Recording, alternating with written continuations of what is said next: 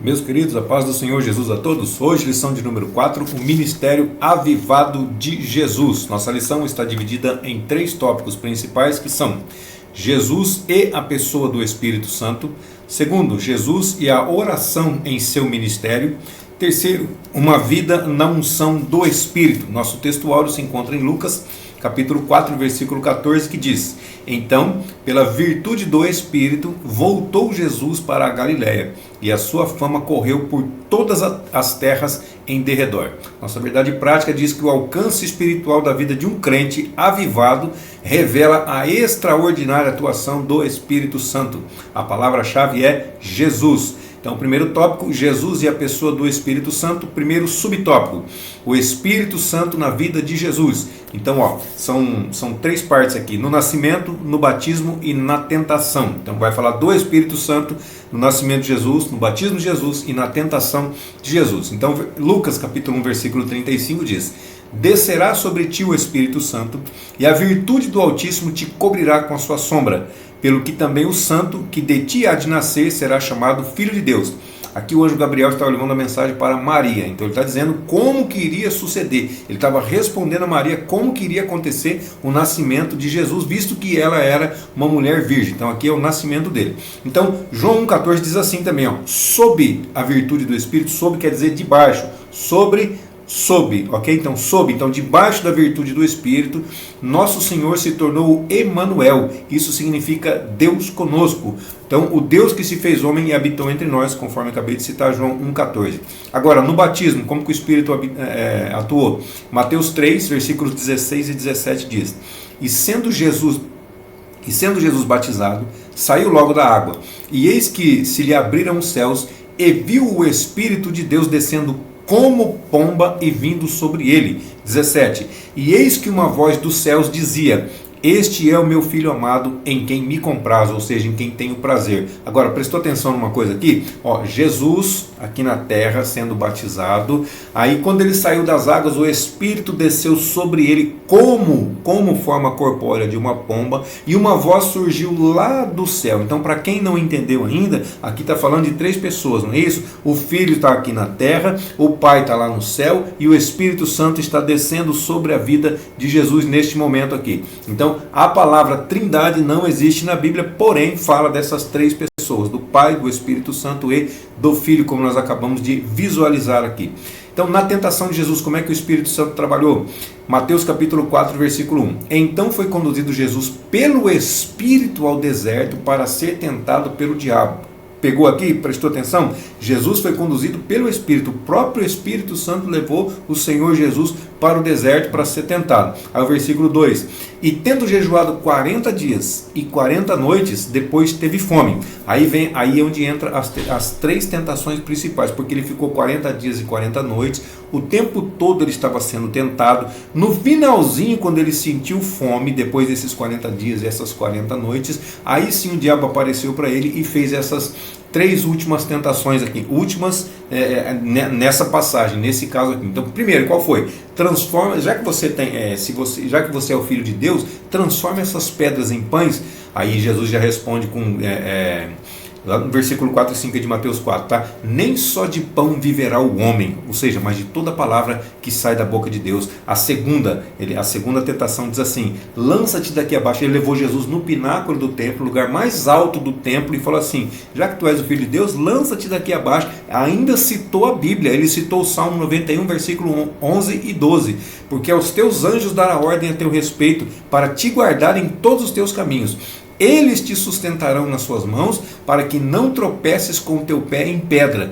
Aí Jesus também, já que Satanás citou a Bíblia, Jesus também respondeu com Bíblia. Jesus respondeu em Deuteronômio 6,16: Não tentareis o Senhor vosso Deus, como tentastes em Massá. Aqui é o versículo completo de Deuteronômio, mas Jesus citou só uma parte.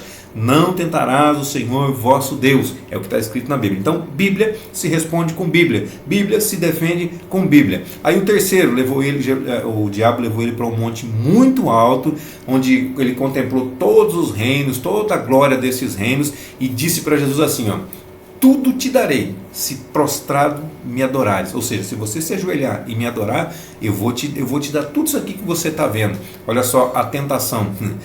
Quantas pessoas não querem glória, quantas pessoas não querem honra, quantas pessoas não querem poder financeiro, aquisitivo. Mas Jesus responde como? Jesus responde com Bíblia novamente, versículo 8, 9 e 10 lá de Mateus. Mas ele responde lá com Deuteronômio 10, 20. Ao Senhor teu Deus temerás, a Ele servirás, a Ele te achegarás e pelo seu nome jurarás. Então o que Jesus respondeu? Jesus respondeu parte desse versículo.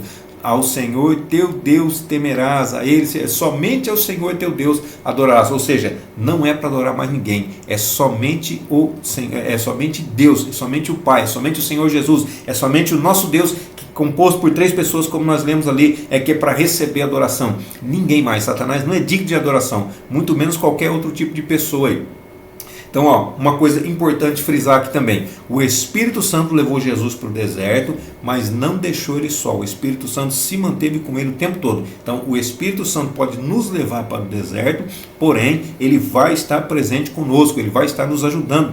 E nós temos que dar lugar para ele. Para quê? Para que ele flua, para que ele decida. O que é melhor para mim? O caminho da direita ou o caminho da esquerda? Senhor, o que é melhor para mim? O Senhor vai te responder. O Espírito Santo vai falar contigo, vai dizer o que é melhor para a nossa vida. Porque aos nossos olhos, nós temos aqui parece muito mais bonito. Porém, quando o Espírito Santo está conosco, independente do caminho que nós tomamos, se ele falar vá para a esquerda, pode parecer aos nossos olhos que está pior, mas vai ser muito melhor para nós. É somente obedecer. O segundo subtópico fala do Espírito Santo no ministério de Jesus.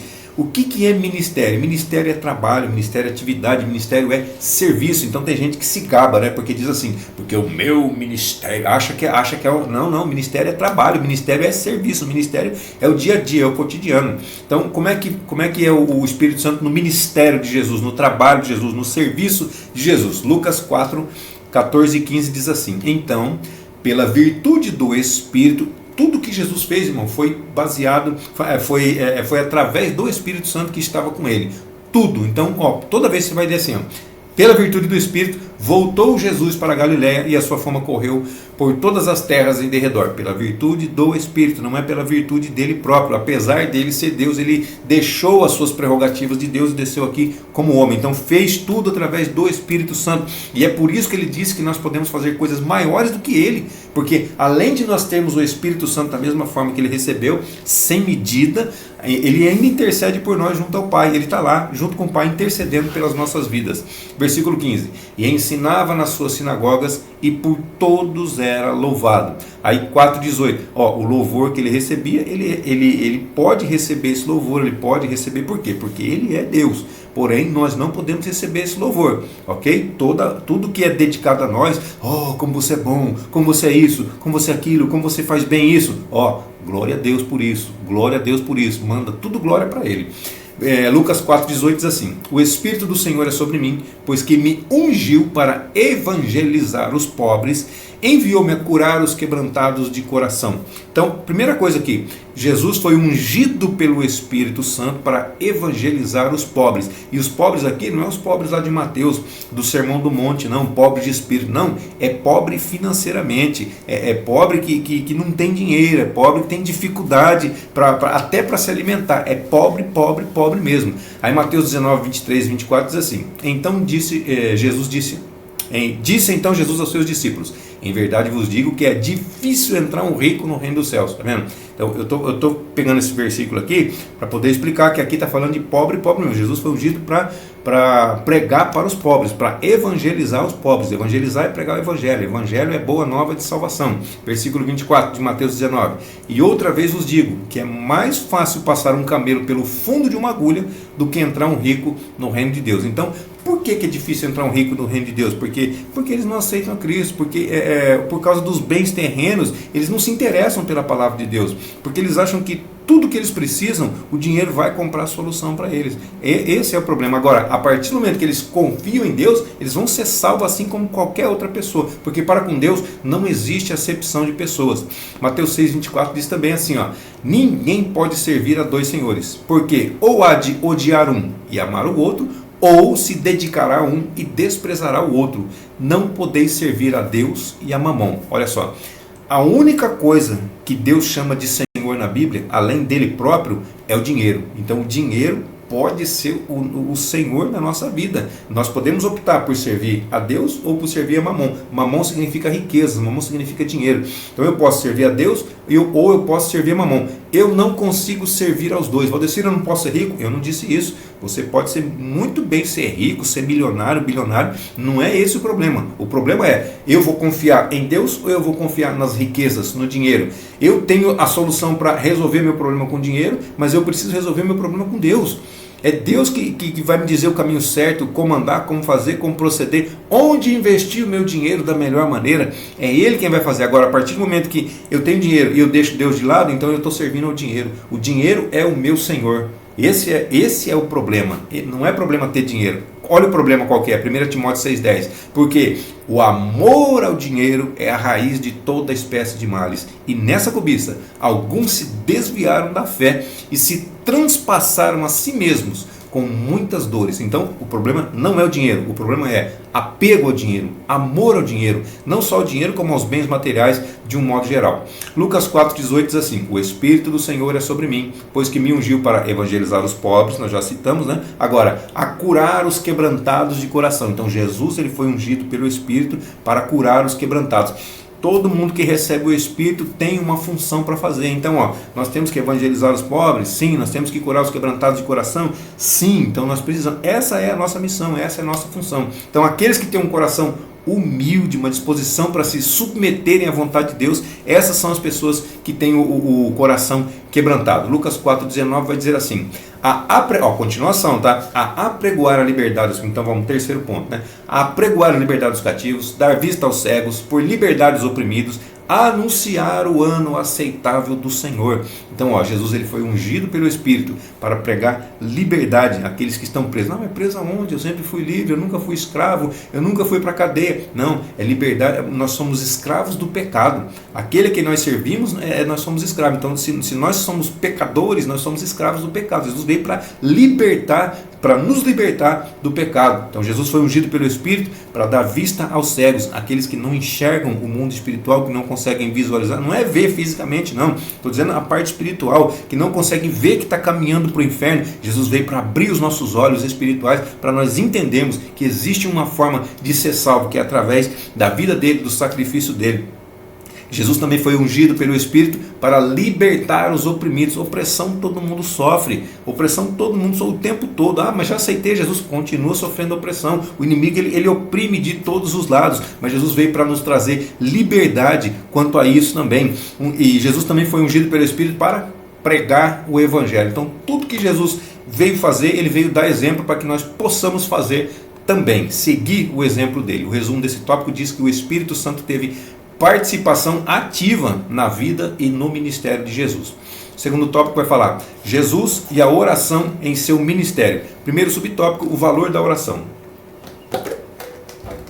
Então, a oração modelo ela aparece em duas versões do Evangelho. A primeira aparece lá em Mateus capítulo 6, versículos 9 até o 13, e também aparece em Lucas capítulo 11, versículos de 2 a 4. Aparece ali algumas diferencinhas, algumas coisas assim, porque Mateus ele ouviu direto de Jesus, Lucas ele foi uma pessoa que entrevistou outras pessoas, mas pode ver que está bem próximo, muito parecida, as duas orações na verdade é a mesma, tá? Então, mas e isso também, essa oração que Jesus ensinou, o modelo não é para ficar repetindo, porque a própria oração diz assim, e a própria oração não, no próprio capítulo de Mateus 6 vai falar que não é para nós usarmos de vãs repetições, então não é para ficar repetindo a mesma oração, não, ela é uma oração modelo para nós sabermos, entendemos como nós devemos orar. Mas ela também não é simplesmente litúrgica. Mas, Mateus 6,5.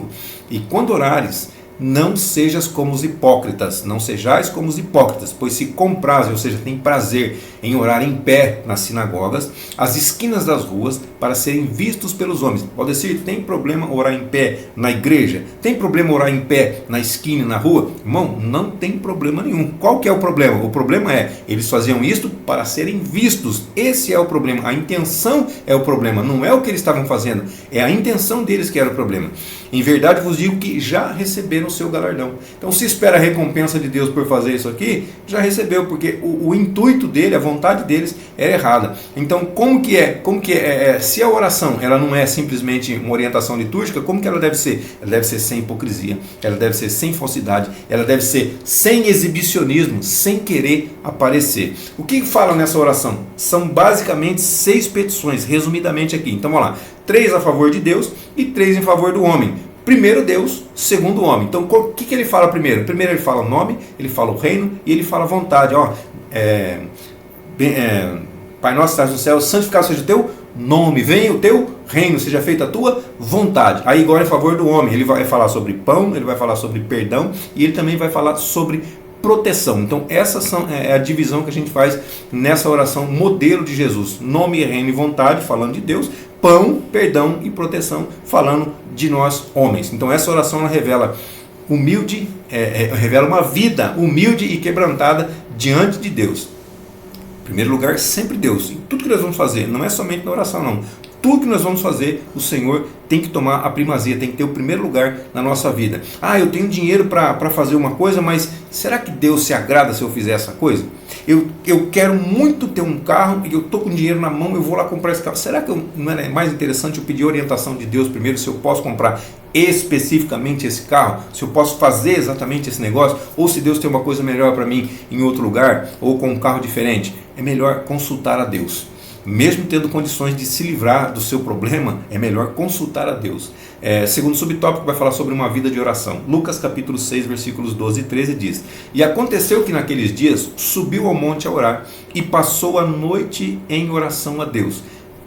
Para que ele fez essa oração aqui? Ele orou para depois ele poder escolher os apóstolos dele. Ele tinha muitos discípulos, mas ele escolheu 12 para ficar com ele, e esses 12 se tornaram apóstolos. Então Jesus tinha uma vida contínua de oração. Versículo 13: E quando já era dia, chamou a si os seus discípulos e escolheu 12 deles, a quem também deu o nome de apóstolos. Então, de todos esses discípulos que o seguiam, Jesus escolheu especificamente 12 e chamou-os de apóstolos. Também Jesus orou agradecendo a Deus por se revelar aos humildes, na ocasião que ele enviou 70 de 2 em 2, de duplas, Mateus 11, 25.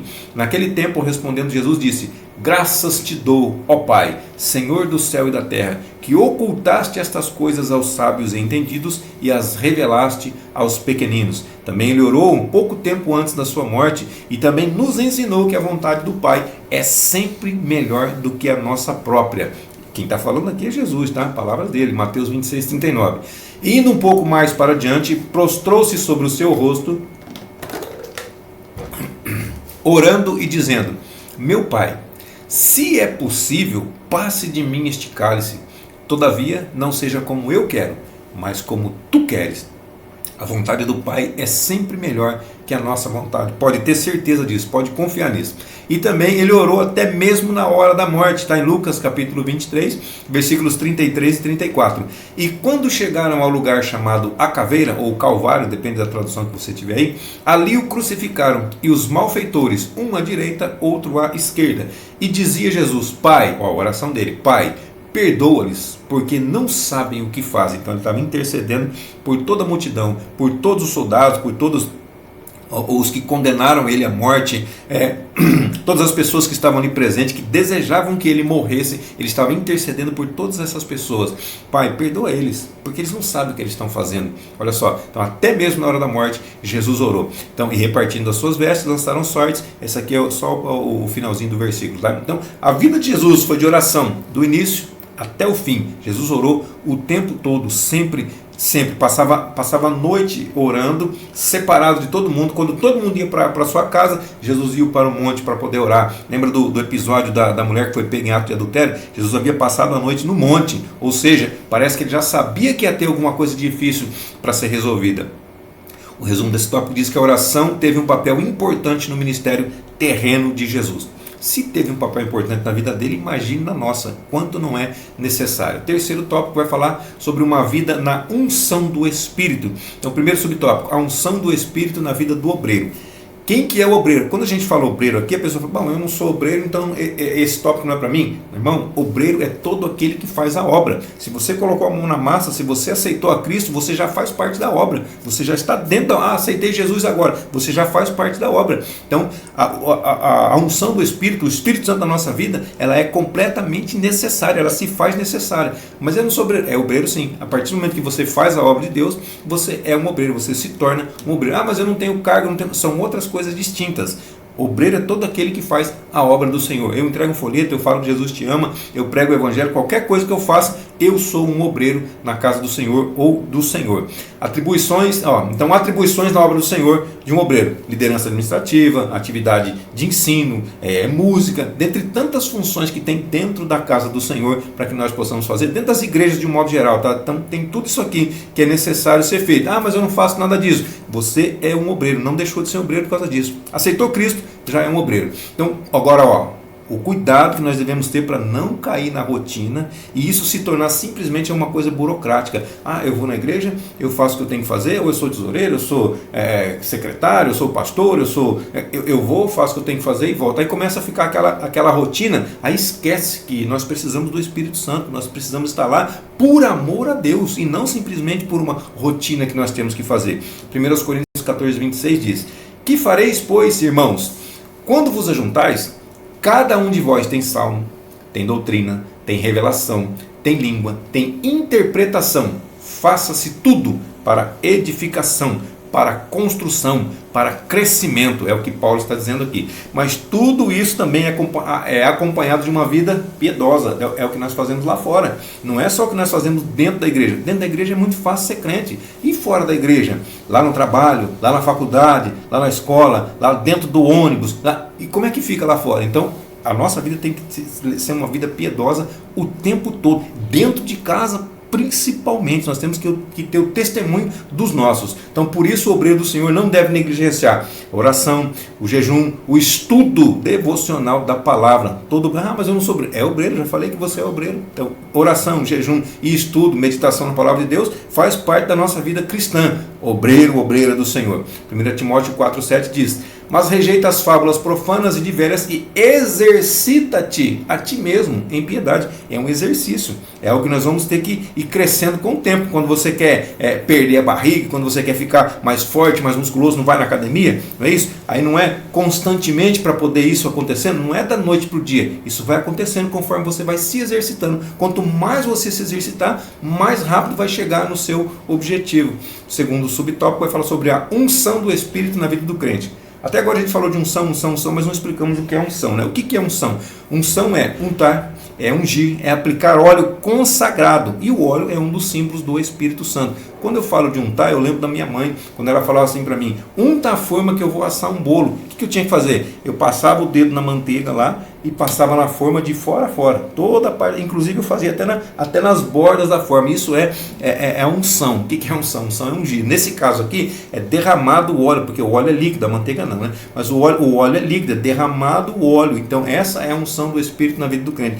Ah, Valdecir, tá vendo só? Eu não sou obreiro, eu não fui ungido. Claro que foi. Quando nós aceitamos a Jesus, o Espírito Santo vem sobre nós e o óleo é um símbolo do Espírito Santo, não é isso? Então o Espírito Santo, como óleo, vem sobre as nossas vidas e ele fica habitando dentro de nós. Então a partir desse momento nós somos ungidos pelo Espírito Santo, ok? Então nós recebemos essa unção. Por isso que não tem mais unção com óleo hoje em dia no Novo Testamento, não se vê mais isso, tá bom?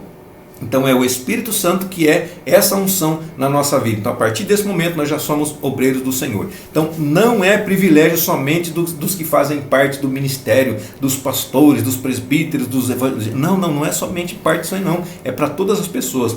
A palavra de Deus diz que nós somos o sacerdócio real. 1 de Pedro 2,9. Nós somos o sacerdócio real e que nós somos chamados para anunciar as virtudes daquele que nos chamou das trevas para a sua maravilhosa luz. Ou seja, nós já somos sacerdotes e nós já somos reis. Sacerdócio real. Nós somos sacerdotes e nós somos reis, independente de cargo, de função, de ministério que nós ocupamos dentro da igreja. Agora, o que é virtude? Virtude é a qualidade moral. Virtude é disposição para praticar o bem, a tendência, a inclinação que a pessoa tem de praticar o bem. Então, tudo que Jesus ensinou, tudo que Jesus viveu, tudo que Jesus pregou, nós devemos anunciar, nós devemos pregar, nós devemos falar também.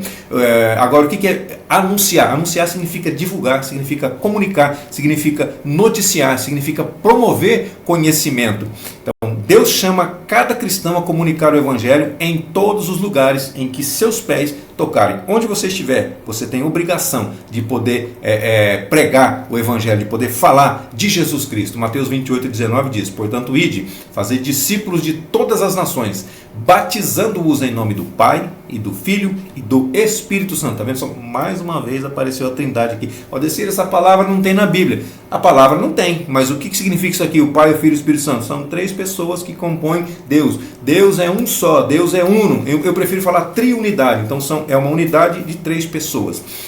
Lembrando que a nossa vida deve estar debaixo da unção do Espírito Santo. Tudo que nós formos fazer tem que ser debaixo da unção do Espírito Santo. Tudo que nós formos fazer tem que ser para a honra e para a glória do nome do Senhor. Atos 1:8 diz assim: mas recebereis a virtude do Espírito Santo, que há de vir sobre vós, e ser-me-eis testemunhas, tanto em Jerusalém, como em toda a Judéia e Samaria, e até os confins da terra. Essa virtude aqui não é o mesmo que você recebeu quando aceitou a Cristo. Quando você aceitou a Cristo, o Espírito Santo veio habitar dentro de você, dentro de nós. Ele veio habitar quando nós aceitamos a Ele. Nós já somos obreiros do Senhor. Agora, essa virtude aqui de poder anunciar, de poder ser testemunha do Senhor Jesus, é o batismo, é o revestimento de poder. Então, quando nós aceitamos a Cristo, nós somos vestidos. Quando nós recebemos o batismo do Espírito Santo, nós somos revestidos de poder. Então, vestido e revestido de poder. Aí sim, mas para que é isso? Para eu ficar cheio somente para isso? Não. Para eu recebo a virtude do Espírito Santo, ele vai vir sobre a minha vida, para que eu possa ser testemunha de Jesus em todos os lugares. O resumo desse tópico diz que Jesus teve uma vida de serviço lembra do sob a confirmação do Espírito Santo, debaixo da confirmação do Espírito Santo. E a conclusão aqui, o Senhor Jesus teve um ministério avivado, porque foi ungido pelo Espírito Santo. O Espírito Santo fazia parte da vida dele, do início até o fim. Então, se o Senhor Jesus, sendo Deus, ele foi ungido pelo Espírito Santo para desenvolver o ministério dele aqui na terra, por que seria diferente conosco? Amém, queridos? Deus abençoe sua vida, seu ministério, sua saúde, seu lar, suas finanças, e até a nossa próxima aula, se assim Deus nos permitir.